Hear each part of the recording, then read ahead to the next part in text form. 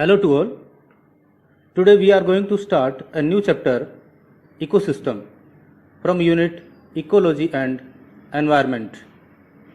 In this video lesson, we will discuss about ecosystem, characteristics of ecosystem, types of ecosystem, and structural aspect of an ecosystem. Learning outcomes. By the end of this video lesson, you will be able to understand the characteristics of an ecosystem, to distinguish between natural and anthropogenic ecosystems, and to understand the stratification in forest ecosystem. Before going in detail, recall what you have learnt in the previous chapter. You have learnt the concept of ecology, in which the biotic and abiotic factors of the surrounding environment affect the way of life of an organism. You also have learnt about the levels of ecological hierarchy. Just have a look on the graphical representation given on screen. Can you name the smallest unit of ecological hierarchy? Of course, it is an organism. Which one is the largest unit? It is a biosphere. The thing is to be noted here is that each group of life gets bigger and more complex as we move forward. Can you identify the group which first include abiotic factors? It is an ecosystem. Let's talk about this term ecosystem, what exactly it means. The word ecosystem is made of two words, eco and system. Eco means environment and system means interaction. We know that in environment, biotic and abiotic components are interconnected, interacting to sustain the life and constitute an ecosystem. So, an ecosystem may be defined as the functional unit of nature where living organisms interact among themselves and with the surrounding physical environment. The term ecosystem first coined by A.G. Tinsley, 1935. According to Tinsley, ecosystem is symbol of structure and function of nature. E.P. Odum, he is known as father of ecosystem ecology, and Professor Ramdev Mishra, he is known as father of Indian ecology. Now we will discuss about the characteristics of an ecosystem. First of all, an ecosystem is the smallest structural and functional unit of environment. Why is it so? Because an ecosystem is the smallest unit that includes both biotic and abiotic components which interact among themselves and with surrounding physical environment. Next characteristic is self-regulatory and self-sustaining unit.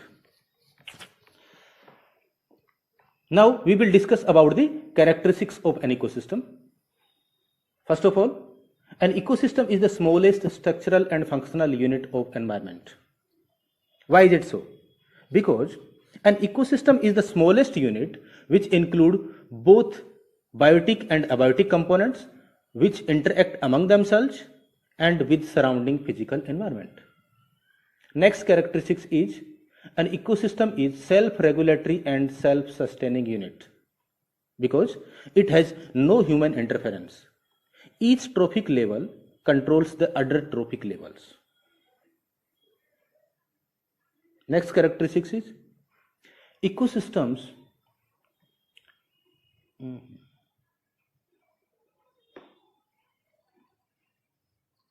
Now we will discuss about the characteristics of an ecosystem. First of all, it is the smallest structural and functional unit of environment. Why is it so? Because an ecosystem is the smallest unit which includes both biotic and abiotic components which interact among themselves and with the surrounding physical environment. Next one is an ecosystem is self-regulatory and self-sustaining unit because it has no human interference and each trophic level controls the other trophic level. Next characteristics is boundaries of ecosystems are indistinct and have an overlapping characters over each other. What does it mean? It means between two ecosystems, there is an overlapping area called transition zone or ecotone. These areas have the plants and animals of both the ecosystem. Next characteristics is an ecosystem may be small or large. It may be temporary or permanent, or it may be natural or anthropogenic, that is man-made type. We will discuss it in detail under the topic classification of ecosystems. Next point is an ecosystem may be closed or open type. What does it mean? In closed type ecosystem, there is no exchange of matter with outside surrounding environment. But in case of open type ecosystem, there is always exchange of matter and energy with the surrounding. Generally, natural ecosystems are of open type. Next characteristics is ecosystem always remains in equilibrium, as a trophic level reacts if there is a change in one trophic level. Now we will discuss about the types of ecosystems in detail. There are different types of ecosystems which are based on the criteria. Different criteria is there. First of all, we will discuss about the types of ecosystem based upon the nature, whether it is self-sustained or regulated by man.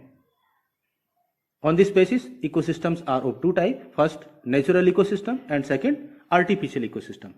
Natural ecosystems are self-sustained and self-regulated, while artificial ecosystems are regulated by human beings. Natural ecosystems are further divided into two types. First, terrestrial ecosystem, which are found on land, and other category is aquatic ecosystem, which are inside the water. Aquatic ecosystems are further divided into two categories: freshwater ecosystem and marine water ecosystem. Freshwater ecosystems are again divided into two distinct categories. First, lotic ecosystem, which are running water ecosystem, and second one is lentic ecosystem, which are of stagnant water bodies. Now, here are some examples of terrestrial ecosystem. These are desert, grassland, forest, and mountain. Some aquatic freshwater ecosystem are there. For example, lake, river, pond, or a swamp. Examples of some marine water ecosystems are estuaries.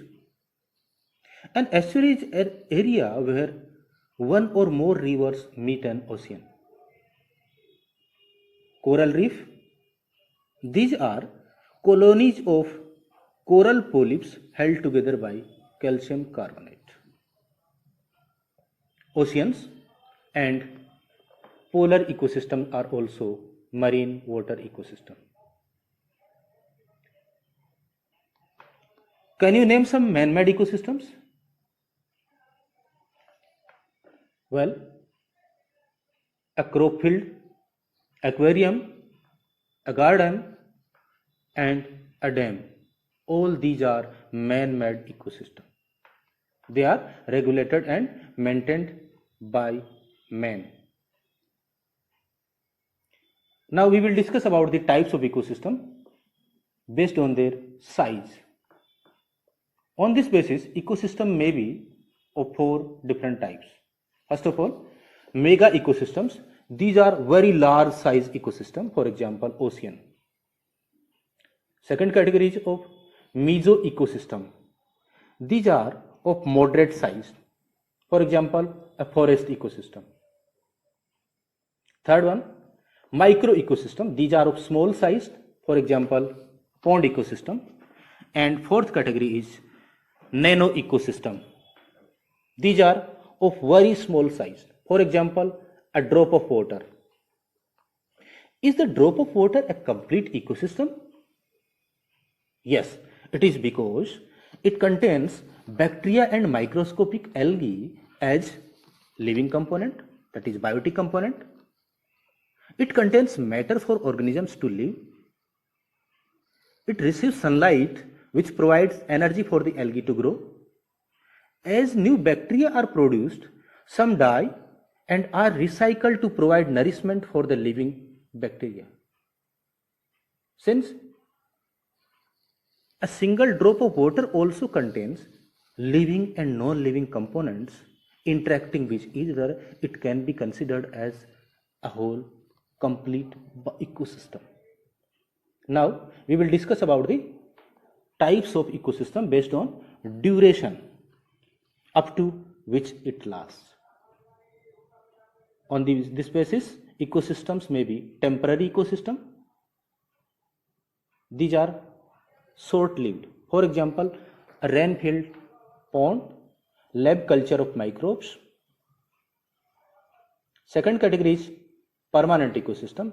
These are permanent in nature. For example, forest, lakes, etc. That's all about types of ecosystem. Now we will discuss about the differences between natural and man-made ecosystems. First of all, on the basis of sustainability, natural ecosystems are naturally sustainable while man-made ecosystems are unsustainable. Species diversity.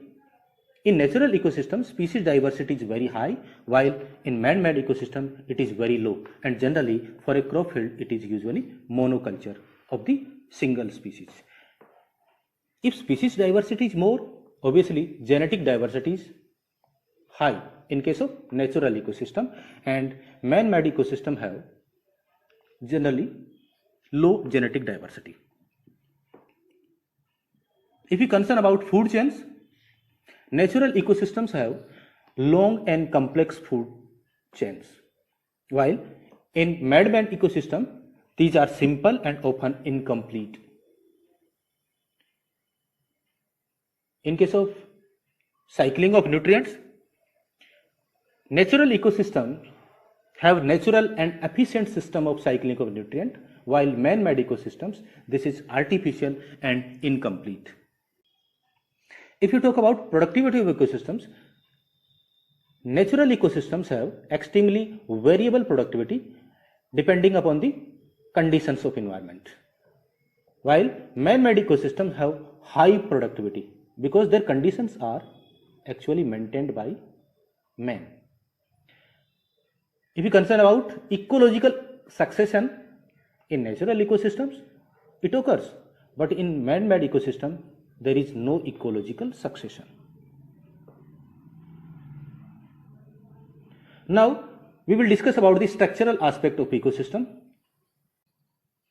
Under the structural aspect of ecosystem, two important things are included. First, species composition, and second, stratification. First of all, species composition. It is the identification and enumeration of plants and animal species of an ecosystem. There are different patterns of ecosystem having different species. Species composition is an indirect measure of environmental conditions like salinity, that is salt conditions, oxygen, nutrients, energy, etc. For example, in tropical rainforest, there is more rainfall, therefore more plant species occurs, and obviously more productivity is there, therefore there are more animal species, which constitute a complex species composition in tropical rainforest. Now we will discuss about stratification. It is the vertical distribution of different species occupying different levels in an ecosystem. In other words, the occurrence of vertical zonation in ecosystem is called stratification. Its characteristics are, it is determined by the height of the individual plants. found in different vertical layers, which are known as strata. It is the result of long selection and adaptation processes. It indicates the presence of favorable environmental conditions. For example, in a forest ecosystem, trees occupy top vertical strata or layer, shrubs the second, and herbs and grasses occupy the bottom layer. On the other hand, it is absent or poor where environmental conditions are unfavorable. For example, desert ecosystems. They have very few trees and shrubs. What do you think? What are the advantages of stratification in an ecosystem? These are, first of all, it helps in accommodation of large number of types of plants in the same area. Second one is, it also provides the number of microhabitat and the niche for various types of animals. A microhabitat is very small habitat of the local area surrounding the species. And niche is the functional position of an individual in an ecosystem. Next advantage is, through the formation of different layers, a given habitat is better utilized. It means it provides better utilization of resources. And last one, it provides stability to ecosystem. Strongly vertically stratified habitats are very stable ecosystems. That's all about stratification in forest. Here are some assignment questions. Please pause the video, take a screenshot, and then solve.